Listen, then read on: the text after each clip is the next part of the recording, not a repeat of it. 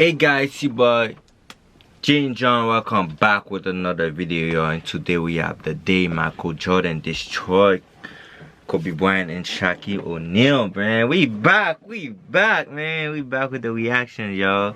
Make sure you subscribe if you're new. If you don't like the video, give it a like. If you don't like it, give it a dislike. Think my light is a little too bright. Yeah, a little better right now. A little better, right? What you think? Let me know in the comment section. And yeah, y'all, we back. And we're gonna get straight to it. You feel me? We back, going straight. Hold up, one second. Boom. Why do I have this one? There. I don't need this. Boom. Alright, let's go. Not only was he considered the most dominant player in the league, Michael Jordan was considered the GOAT of basketball after his fourth ring in 1996. And my favorite, the 96 Chicago Bulls. But what he didn't know was that the team he would face on December... mad, bro. What is was about to break that record, bro? But they lose to LeBron, bro. The 3-1 comeback, bro. Like, the Warriors team was different, bro. Night would mark an era in the NBA of the future. The Lakers' newcomers, Shaquille O'Neal and Kobe Bryant, of course, would become a dynasty just a few seasons later. Bro, I feel like people underestimate Kobe Bryant a lot, bro. Kobe is the freaking... Kobe is up there, bro. Kobe is top... For me, it's top 3 for sure, bro. For me, it's top 3 for sure. He's in there, bro. Some of you be sleeping on Kobe, bro. Rest in peace, Kobe. Before they became that legendary duo, they were hungry. The young team had acquired 2 superstars between free agency and the draft, and they wanted to start spreading their dominance. But this was still the Jordan era. A player with an ego that wasn't going to let any contenders just walk all over him. Their swag, their attitude, that didn't matter to Jordan. In MJ's head, those guys would never even come close to his throne. He was just wired a little differently. People always debated, who's the greatest player of all time? Dumb question. It should be, who's the greatest team? And on that cold December 17, 1996, it wasn't just any game. It was a clash between 2 NBA generations, fighting to either extend or impose their dominance in the best basketball league in the world. And most importantly, the outcome of that historic battle would be an analogy for the future of basketball. Kobe Bryant was the first to know MJ's influence. He was now his rival in the NBA, but throughout his life, he had been his idol. Kobe loved the aesthetics of Jordan's game and, of course, his competitive mentality. But I think Kobe took MJ's style to a whole different level, though. I know y'all be saying he took MJ, but the way he took it, he just studied it, he just like took it to another level, bro. I'm sorry. No one wants to settle for second place, right? Especially not the Black Mamba. So when he was just 18 years old, he got his first chance to stand up to Mike. Hey, you only got 3 now. I get 6. How do I get that foul? You only got 3 now. And next to him was Shaq, the superstar, who had arrived in free agency to turn the Lakers back into a competitive team. But it wouldn't be easy because in 1996, the Jordan era was at its peak. The 4-time regular season MVP, 4-time NBA champion, and 4-time finals MVP had returned almost 2 years after his first retirement. And that time away from the court after reaching the top only added to the aura to the man everyone considered the greatest player of all time. But MJ still had a lot to achieve in the NBA before the end of his career. That's why this battle on December 17, 1996 meant much more than a basketball game. It was a duel between 2 eras trying to seize the throne of basketball. Michael Jordan's Bulls had already proved it all. Kobe and Shaq's Lakers still had everything to prove. A fierce duel between the hunger to win of 2 young players who wanted to take over the world against the ego of maybe one of the most selfishly dominant players in the history of the NBA. But the Bulls, coming in with a record of 21 wins and 3 losses, knew it would not be an easy game. Luke Longley, the team's starting center, was injured. And, well, not ideal if you had to face Shaquille O'Neal. The Lakers were coming in with a record of 18 wins and 8 losses and would try to take advantage of their center strengths against the depleted Bulls. And Bill Wennington, the starting center for the Chicago Bulls this game, had an unexpectedly high responsibility. When the game began... Who is these, bro? I only know 3 of them. Jordan, Pippen, Rodman, J.C. Washington, and that dude. Look like NBA PC player. Like, this game had an unexpectedly high responsibility. When the game began at the United Center, the Bulls had a clear game plan. Finding Jordan in the low post whenever possible was Phil Jackson's main strategy. And, well, it didn't take long for MJ to show why. Not even Shaquille's help side defense prevented the Bulls star from making the difficult buckets. Even the TV crew were so delighted with the play that they showed the replay in detail. But he wouldn't be the only dominator of the game, of course. Always fearsome, Shaquille O'Neal was beginning to show why, despite his youth.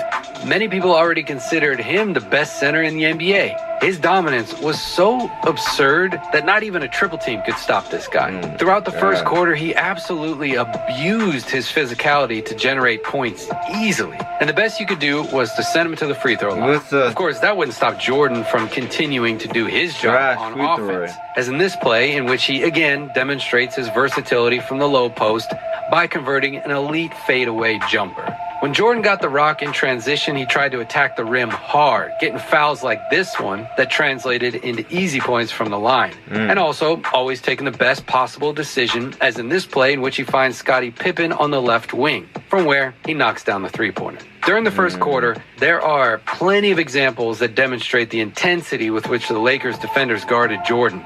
And don't forget that Los Angeles was the 8th best defense in the NBA during the regular season in defensive rating. And they had players like Eddie Jones who were ready to try to do whatever they could do to stop the GOAT. And the basic truth is that the Lakers had prepared for the game better. They were getting points in the paint all game long, thanks in part to Shaq's stellar play. And the Bulls couldn't find easy looks on offense. The first quarter score, with the Lakers leading 36-22, clearly showed this. Not only Shaq had a great first quarter, Nick Van Exel had gotten off to a very hot start in the game too. Meanwhile, rookie Kobe Bryant was still waiting patiently for his chance off the bench. And that's I'm seeing Kobe, bro. Started the second quarter. Oh, Kobe was in the bench. Would be back. So Kobe was in the bench in that time. It was the time he got dropped, right? That was the time he got dropped. So he was still in the bench. So yeah, okay, I got it now.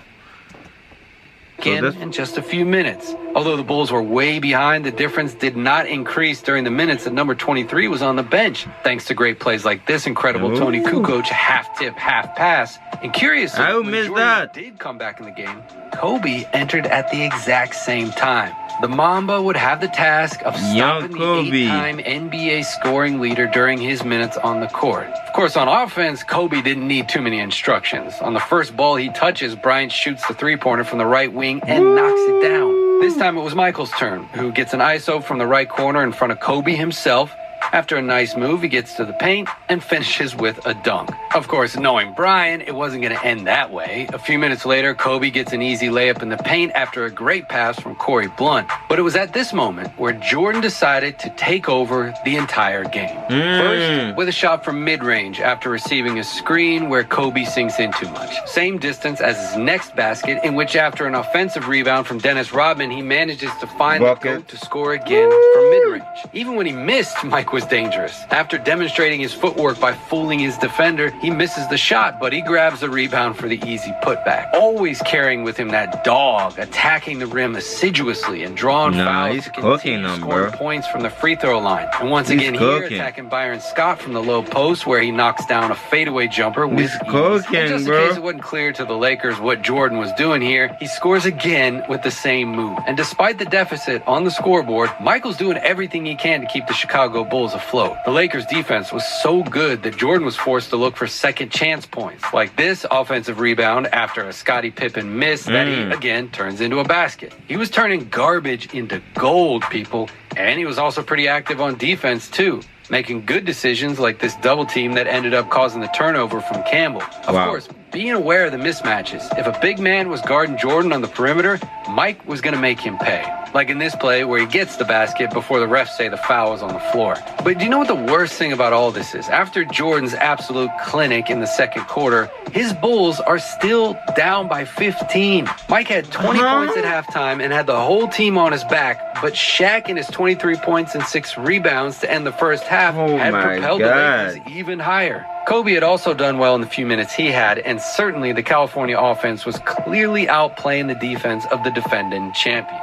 Now, as the third quarter began, however, Jordan began to struggle against the defense. The same shots that were cash in the first half weren't exactly falling anymore. The night was getting complicated for him, neither from mid-range nor from the paint. He even missed a layup that he would never miss. And the worst part is that these problems are not being experienced by Shaq, who continues to score over double teams. That's crazy, bro. Basically invisible. And the Lakers were really threatening to break the game open. Now, at this point, that's show you, bro. Like, even the GOATs sometimes is struggling, bro. Struggle is the power of our success. You feel me? You have to struggle to get where you want to be.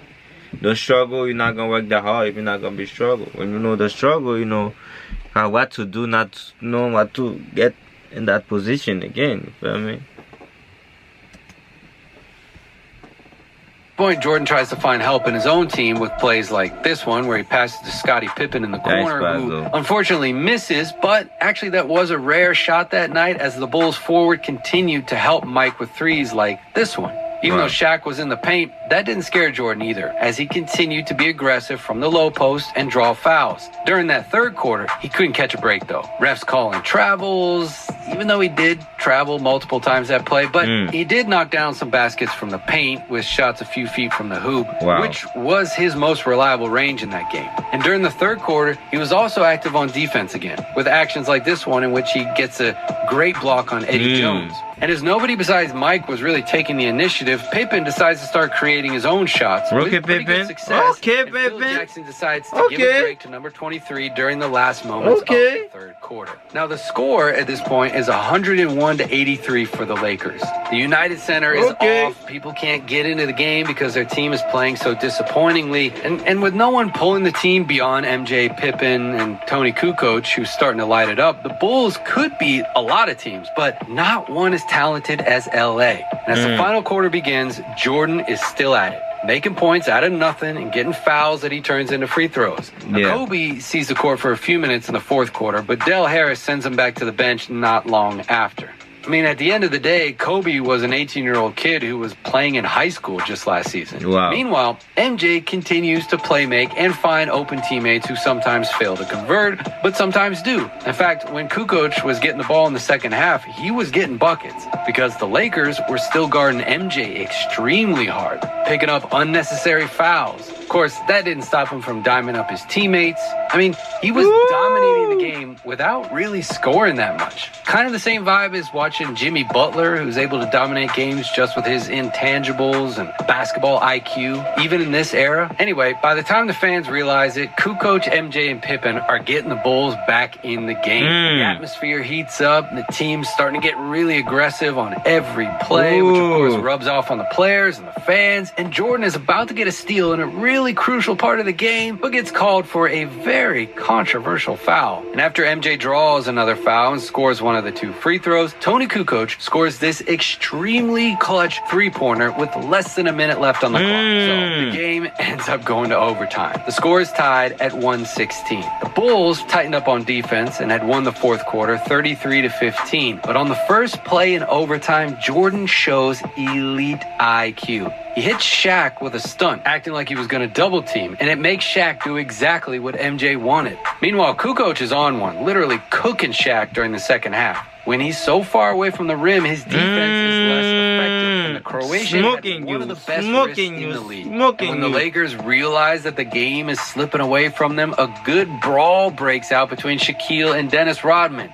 I mean, it's honestly a good thing they didn't actually give them time to fight each other, because I think that might have been one of the biggest fights in the history of the league. Anyway, just as the game started, Jordan gets fouled and knocks down 2 free throws to seal the game. The Bulls have come back from a 22-point deficit in a game that seemed impossible, and they made a huge upset in front of a franchise that would go on to become a dynasty. That day, Michael Jordan proved that this was still his era. If the Lakers had won that game, it would have changed their confidence. How, you might ask, just being a regular season game? Well, because beating those Bulls was like beating KD's Warriors, They were literally the best team in the history of basketball, with the permission of Bill Russell's Celtics, of course. And they had the greatest player of all time. If the Lakers had won that game, the story would have been completely different. But they didn't. The Jordan era extended for 2 more seasons, winning that 1997 ring and the next one in 98 before his second retirement. And during the 90s, he let no one shine. The Lakers and Kobe simply had to wait for him to retire before he could explode. Besides, I'm sure Kobe remembered every detail of that game, even 20 years later, and it served as a learning experience for him. This prolongation of the Jordan era also helped him greatly in the GOAT debate. I mean, MJ had won 4 rings up to that point, which is the same as LeBron has today. And considering that the longevity factor has ended up belonging to the kid from Akron, a prime factor that belongs to Jordan and is his strongest point to defend that he is the GOAT, Jordan was those different 2 prime, extra rings, which elevated him even more in his status in the world sport. In the end, the outcome of this historic game was a premonition of what was to come in the next decade of the NBA. Alright, that's it for this one. Thanks for watching. Let us know what you thought down in the comments. Like, share, subscribe, all that good stuff, and we'll see you in the next one. Prime Jordan is a different J, bro. But if you still... Prime Jordan is...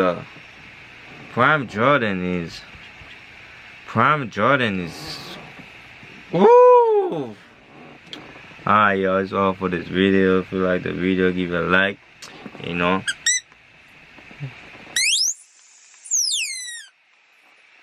I see you next one. Be safe, y'all.